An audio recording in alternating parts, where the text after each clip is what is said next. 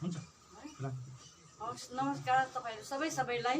अनि आज हाम्रो जेल सेक्रेटरी हाम्रो श्रीमान एसपी शर्माको ज्यूको जुन अनसन बस्नु भएको थियो त्यसको आज म खुला भएको घोषणा गर्दछु। यहाँबाट तपाईहरु सबैलाई जनाउँदैछु कि हाम्रो जुन पहल थियो त्यो अब त्यसको सकारात्मक पहल उताबाट आएको हुनाले हामी खुसी साथ आज हाम्रो यो उसको घोषणा गर्दछु यहाँबाट। अनि बाँकी हाम्रो यहाँ सदस्यले भन्नुहुन्छ त कस्तो खालको सकारात्मक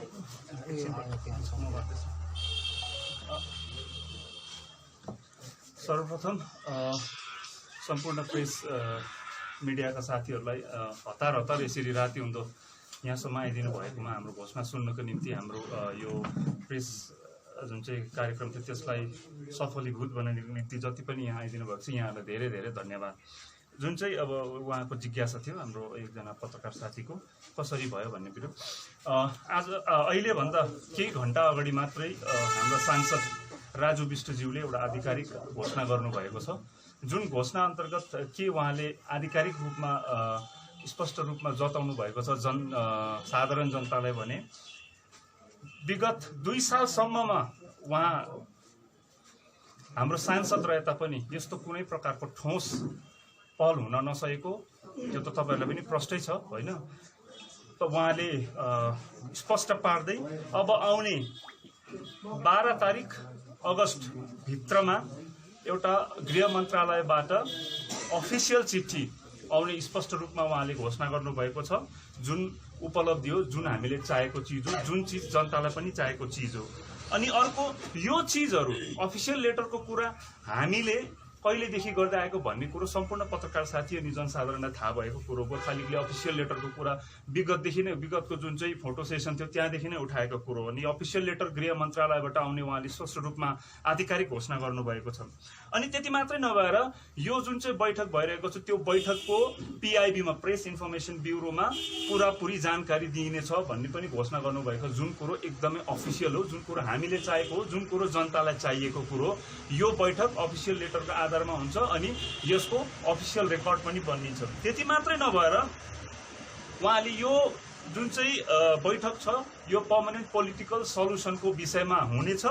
अनि यसमा 3वटा पक्षका नेतृत्वहरूलाई लिएर, स्टेक होल्डरहरूलाई लिएर, प्रतिनिधिहरूलाई लिएर राज्य, केन्द्र अनि लोकल रिप्रेजेन्टेटिभ हाम्रो यहाँको यी 3 पक्षलाई बोलाएर त्रिपक्षीय आधिकारिक बैठक हुनेछ भनेर उहाँले घोषणा गर्नुभएको छ। अनि यो जुन चाहिँ बैठक हुनेवाला छ यो बैठक चाहिँ भारतको गृह मन्त्रालयको प्रतिनिधित्वमा अथवा तत्त्वावधानमा हुने पनि उहाँले जनाउनु भएको छ। अनि यो जुन चाहिँ बैठक छ लगभग सेप्टेम्बर महिनाको पहिलो हप्तामा पुरा हुने उहाँले पहिलो बैठक पुरा हुने घोषणा गर्नुभएको छ। अब कुरा रह्यो के को भने यहाँ जति पनि इन्फर्मेसन मैले हजुरहरूलाई दिए यसमा हाम्रो 4वटा शर्तहरू लगभग पुरा भएको हामी बुझ्छौँ हैन। 3 नम्बरलाई र 4 नम्बरलाई त त्यसै पनि छुन्छ यो कुराहरूले, हामीले त एउटै शर्त पुरा गर्नुपर्छ भनेका थियौँ। अब त्यसमा के हो भने पीआईबी को कुरा कहाँबाट आयो त? 2 सालसम्म यो चिज भइरहेको थिएन, पीआईबी को अचानक कुरो कहाँबाट आयो? अफिसियल लेटर विषयमा बयान दिनु हुँदैछ सांसद राजु विष्टज्यूले, त्यो कुरो कहाँबाट आयो? अफिसियल लेटरको महत्त्व विषय कसले जानकारी गराइरहेका थिए त? पीआईबी विषय कसले जानकारी गराइरहेको थियो जनमानसमा भन्ने कुरो जनताले बुझ्नुपर्छ अनि जनताले बुझिरहेको छ। अनि त्यति मात्रै नभएर हाम्रो जति पनि स्टेक होल्डर भयो अथवा 3 पक्षका प्रतिनिधिहरूलाई अगाडि एक ठाउँमा राख्ने पहल यो 2 सालसम्म भएको थिएन, सबैलाई यथावत छ। केन्द्र मानेको बेलामा राज्य मान्थेन, राज्य मानेको बेलामा केन्द्रमा केही पारा मिल्थेन, तर अब यो त्रिपक्षीय वार्ता सुरु भइसकेको छ। अनि यो त्रिपक्षीय वार्तामा अब भित्र बसेर जसलाई पनि यसमा निमन्त्रणा आउँछ यो बैठकमा आफ्नो मुद्दाप्रति जतिको गहिरो अध्ययन छ त्यो गहिरो अध्ययन अनुसार उहाँहरूले कुरा राखेर अब मुद्दालाई एक स्तर माथि पुर्याउने काम चाहिँ प्रतिनिधिगणको हो। हामीलाई त्यसमा भन्नु केही छैन, हामीलाई भरोसा छ त उहाँहरू गएर यो काम राम्रोसँगले गर्नुहुन्छ भनेर, किनभने सङ्घर्ष हाम्रो मात्र होइन उहाँहरूको पनि हो यो पीपीएस विषय लिएर होइन।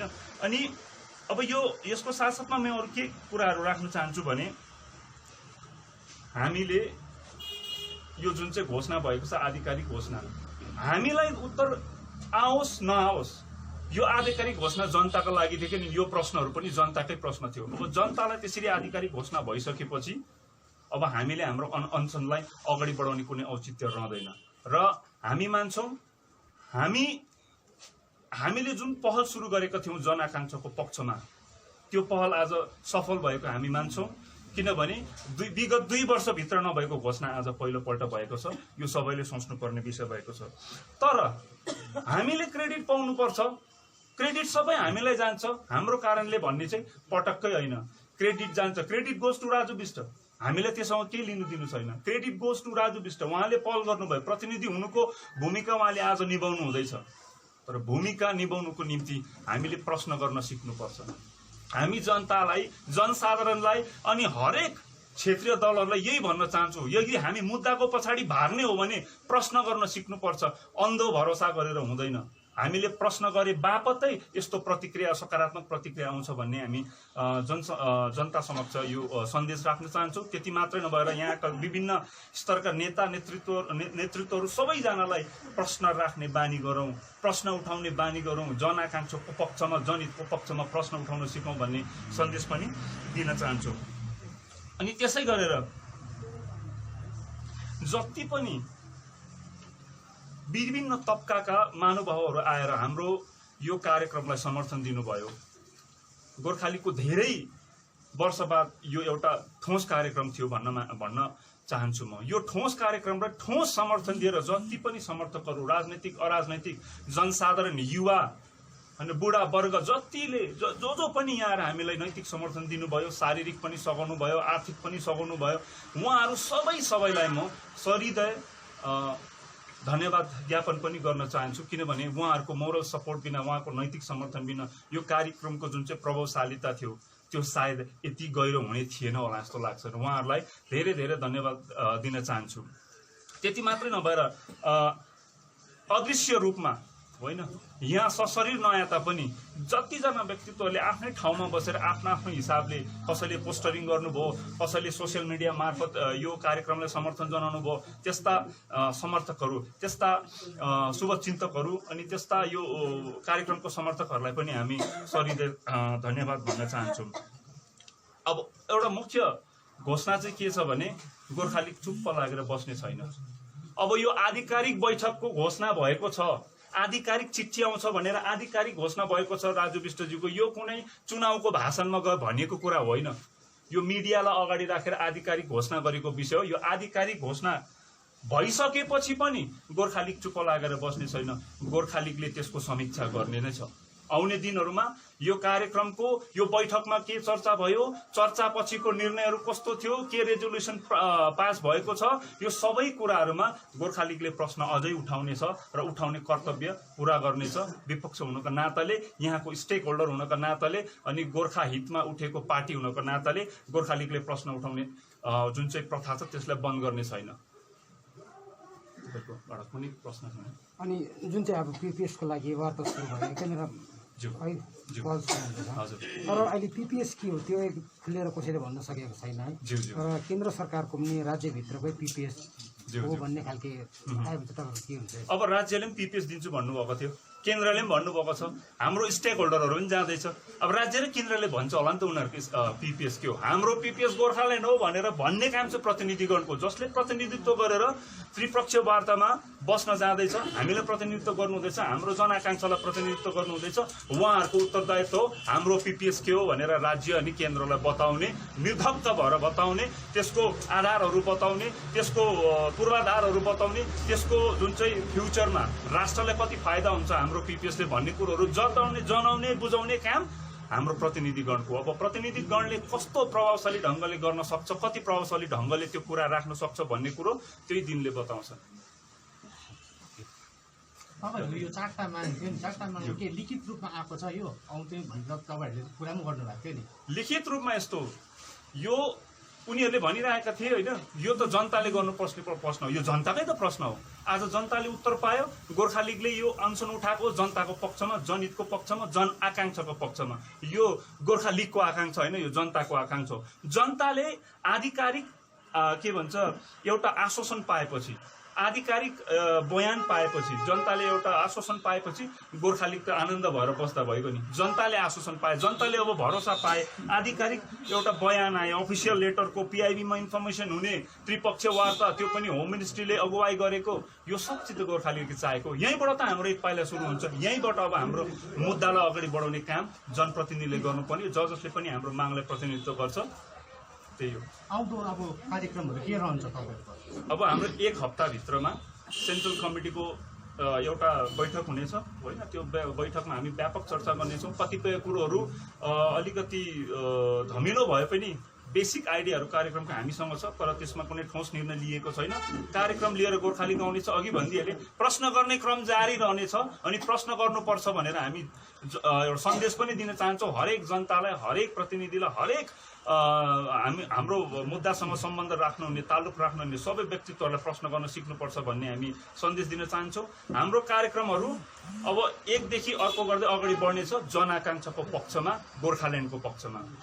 अब जुन चाहिँ हिजोको दिनमा तपाईँहरू सर्वदलीय बैठक गर्नुभयो, हजुर, अब के हुन्छ त्यो सर्वदलीय? त्यो कार्यक्रमको निम्ति मैले धन्यवाद दिइसकेको थियो। हामीले दबाब बनाउनु थियो होइन। हाम्रो दबाबको प्रभाव होस् या नहोस्, सफल भएको छ। त्रिपक्ष वार्ता अब बोलाइने भएको छ, एउटा आधिकारिक बयान आएको छ। त्यो क्रेडिट हामीलाई चाहिएन। जनताले बुझ्छ क्रेडिट कसलाई जानुपर्छ भनेर, जनताले भालीभाती जान्दछ कसको कारणले यो भयो भनेर, कसको कारणले पहिलोपल्ट पिआइबी सम्मको विषयमा सांसदज्यूले बोल्नु हुँदैछ। पिआइबीमा इन्फर्मेसन आउँछ, अफिसियल लेटर आउँछ भनेर, अफिसियल लेटरको विषयमा कसले कुरा उठाइराखेका थिए, पिआइबीको विषयमा कसले कुरा उठाइराखेका थियो भन्ने कुरो जनताले जान्दछ। तपाईँहरूलाई पनि भलीभाती थाहा छ होइन। तर क्रेडिट गोर्खालीलाई चाहिएन, काम चाहिँ जनताको हुनु पर्यो। गोर्खालीले चाहेको चाहिँ त्यति मात्रै हो। यो अनसन सँगसँगै त्यो अल पार्टीको पनि सकिएको थियो। अब अल पार्टीको यस्तो हो, यो अनसनको औचित्यलाई बुझेर अल पार्टी मिटिङ गरेको थियो। दबावलाई अझै बढाउनुको निम्ति, अनसनको प्रभावलाई अझै बढाउनुको निम्ति गरिएको बैठक थियो। अनि आजदेखि लगभग अलिअलि गर्दै कार्यक्रमहरू अगाडि आउन थालेको थिए। तर अब बिचमा यस्तो प्रकारको खुसीको खबर आएपछि, जनआकाङ्क्षाको पक्षमा आधिकारिक बयान आइसकेपछि अब अनसनलाई अगाडि बढाउने कुनै औचित्य रहँदैन। त्यसै कारणले नै आज अनसनलाई यही नै टुङ्गाइएको घोषणा गर्नको निम्ति अल पार्टी भएर तपाईँहरू काम गर्नु हुँदैन। अब अल पार्टी हुँदैन। अब त आफ्नो आफ्नो यो आमरण अनसनले एक गराएको थियो। आमरण अनसनको धेरै एस्पेक्टहरू छ होइन। गोजामुमो 1 र 2 पटक्कै नमिल्ने, तर कजको लागि त मिल्नु हुँदो रहेछ नि त। यो अनसनले धेरैवटा कुराहरू, नयाँ कुराहरू डेभलप गरेको छ। यो राजनीतिक नयाँ संस्कारलाई सुरु गरेको छ भन्नुहोस्। 1 र 2 पटक्कै नमिल्ने, यो नमिल्ने, त्यो नमिल्ने, तर आज आएर एउटा प्लेटफर्ममा आएर युवा नेतृत्वहरू आएर, तपाईँहरूको जानकारीको लागि सबै पक्षबाट हामीले युवा नेतृत्व बोलाएका थियौँ। युवा किनभने नयाँ संस्कार स्थापित गर्न चाहन्छ गोर्खालीगले। त्यसै कारणले युवा नेतृत्वलाई मात्रै, प्रतिनिधिलाई मात्रै हामीले हिजोको अल पार्टी मिटिङमा बोलाएका थियौँ। र युवाहरूको बैठक अनकन्भेन्सनल भए पनि एकदमै सौहार्दपूर्ण, कुनै रिस राख्बिन एकदम प्रोडक्टिभ डिस्कसन भएको थियो। हामी चाहन्छौँ यो संस्कार अब अगाडि बढोस् भन्ने चाहन्छौँ। धन्यवाद।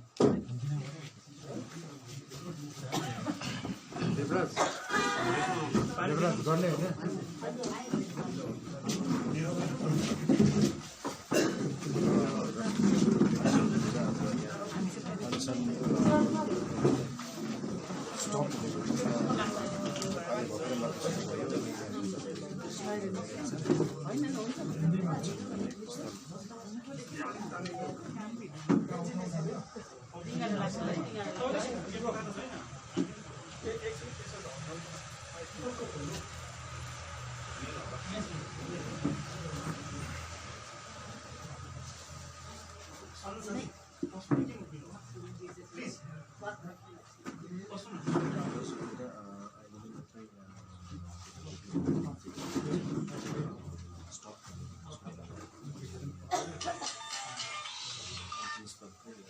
नमस्कार, मैं विक्रमादित्य राय, अखिल भारतीय गोर्खाली केंद्रीय समिति उपाध्यक्ष। आज एक जरूरी घोषणा कार्यक्रम पार्टी कार्यालय में था। वो हमारा जो जनआकांक्षा के पक्ष में एक आमरण कार्यक्रम को शुरू किया गया था। जितने भी शर्तें हमने सांसद राजू जी के आगे रखे थे, उनमें से कई शर्त को संबोधित करते हुए उन्होंने विभिन्न आधिकारिक घोषणाएं की है, जिसमें सबसे पहले तो जो हमने बार बार आवाज उठाया कि कोई भी अगर बैठक होता है, कोई भी सभा बुलाया जाता है तो केंद्र सरकार के पक्ष से, तो आधिकारिक चिट्ठी आना बहुत जरूरी है। बिना आधिकारिक चिट्ठी के जितने भी सभाएं हुए हैं अभी तक, तो कोई आधिकारिक जो वैधता है वो नहीं रहता है। तो इसीलिए हमने आधिकारिक चिट्ठी का मुद्दा को भी एक मुद्दा बनाया था उसके ऊपर।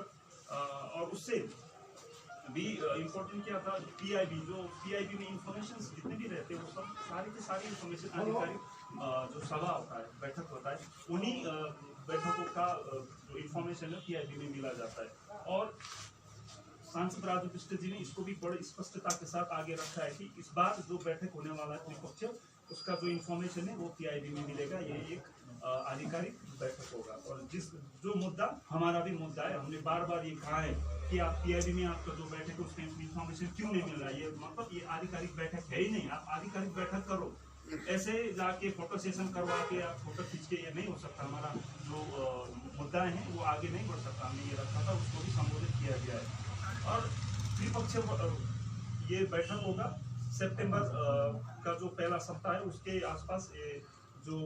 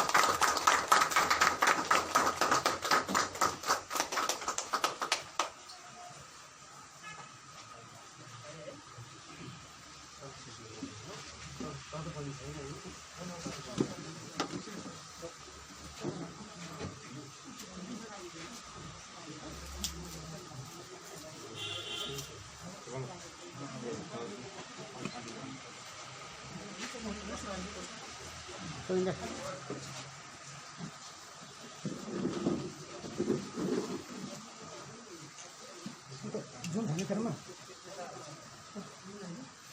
भित्र पठाएको